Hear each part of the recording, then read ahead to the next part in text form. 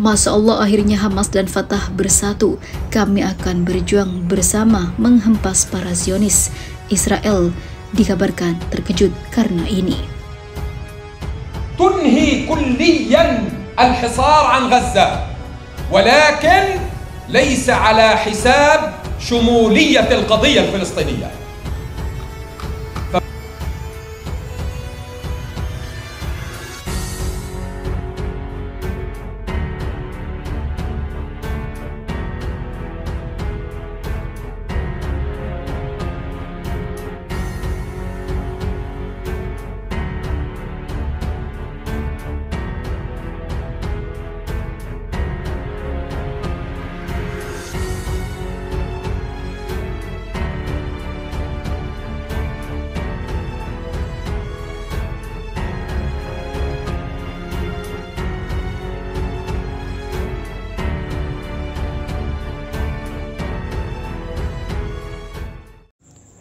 Hai para penonton Central News, sebelum lanjut jangan lupa subscribe dan lanjut tekan tombol Super Thanks.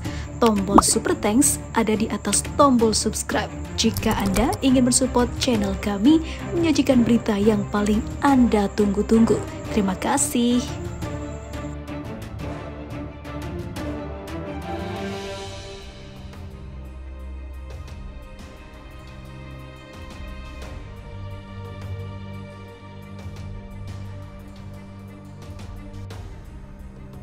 Fatah dan Hamas pernah diberitakan tidak sejalan dalam tujuan mereka di Palestina. Namun kabar terbaru, yaitu kabar baik, dua organisasi besar ini akhirnya bersatu demi tujuan kemerdekaan Palestina. Lantas hal ini membuat Israel makin terjepit karena sebelumnya Hizbullah hingga Iran juga ikut turun gunung dalam membalas serangan Israel dan juga kejahatan Zionis pada pendudukan Palestina. Maka dari itu bersatunya Hamas dan Fatah makin menekan para tentara Israel. Sebelumnya Presiden Palestina Mahmud Abbas dan Kepala Biro Politik Hamas Ismail Haniyeh setuju untuk mempercepat pembentukan komite guna membahas prospek rekonsiliasi Palestina. Demikian dikutip dari Memo. Menurut pernyataan Hamas, Haniyeh berbicara melalui telepon dengan Abbas sebagai bagian dari tindak lanjut hasil pertemuan faksi-faksi Palestina di tingkat Sekretaris Jenderal di Al-Alamin, Mesir pada 30 Juli lalu.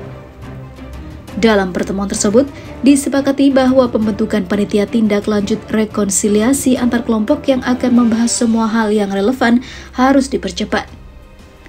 Sebelumnya pada 27 Juli, Presiden Turki Recep Tayyip Erdogan mengadakan pertemuan tertutup dengan Abbas dan Haniyeh.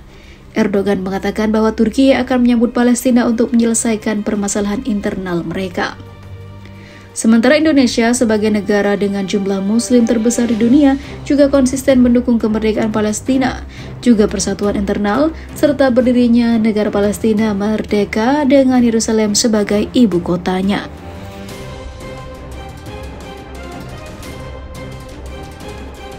Barat kepanasan lihat dua kubu ini mengguncang Zionis.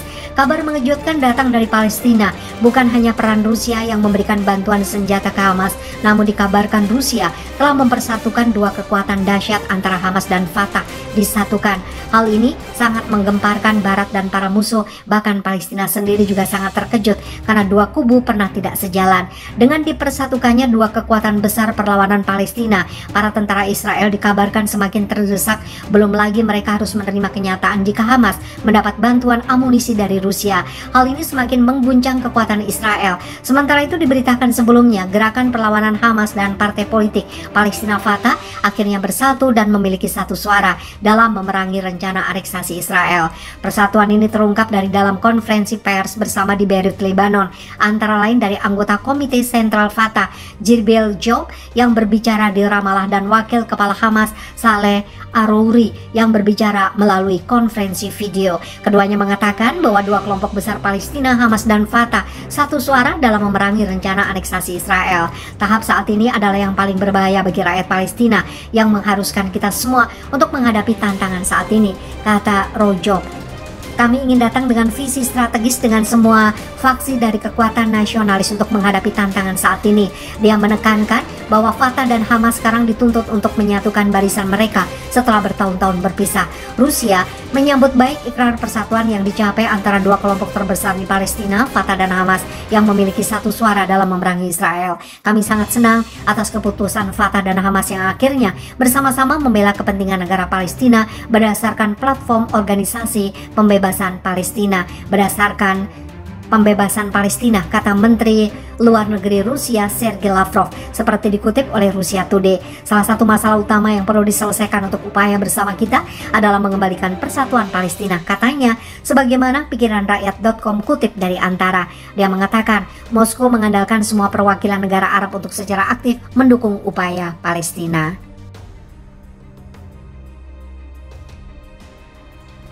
Sekitar 250.000 warga Palestina di tepi barat menentang pembatasan yang diberlakukan oleh Israel. Mereka berbaris di Masjid Al-Aqsa untuk sholat Jumat kedua bulan suci Ramadan. Kepala Departemen Wakaf Islam Yerusalem Sheikh Azam Al-Khatib dikutip Anadolu Agency. Al-Khatib mengatakan sekitar 250.000 jamaah sholat Jumat di Masjid Al-Aqsa membeludak. Mereka tak menghiraukan apa yang menjadi larangan oleh Israel. Mufti Agung Yerusalem Muhammad Ahmad Hussein memperingatkan dalam khotbah bahwa rencana Israel untuk menargetkan Masjid Al-Aqsa selama Paskah Yahudi, acara itu akan diperingati antara 5 hingga 12 April. Pasukan Israel melarang laki-laki dari tepi barat di bawah usia 55 tahun memasuki Masjid Al-Aqsa.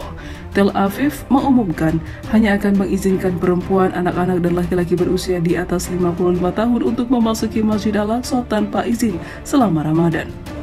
Sejumlah kecil orang dari jalur Gaza telah memperoleh izin untuk memasuki Yerusalem Timur selama Ramadan. Angka jamaah Jumat tersebut secara signifikan lebih tinggi dari sholat Jumat sebelumnya yang pertama, yaitu mencapai 100.000 orang. Kali ini kerumunan mulai berkumpul sejak dini hari, sementara otoritas Israel mengatakan 2.000 personel keamanan di Yerusalem Timur sampai kewalahan menangani lonjakan umat muslim yang datang ke Masjidil Aqsa. Tak peduli dijaga ketat oleh militer Zionis yang memegang senjata,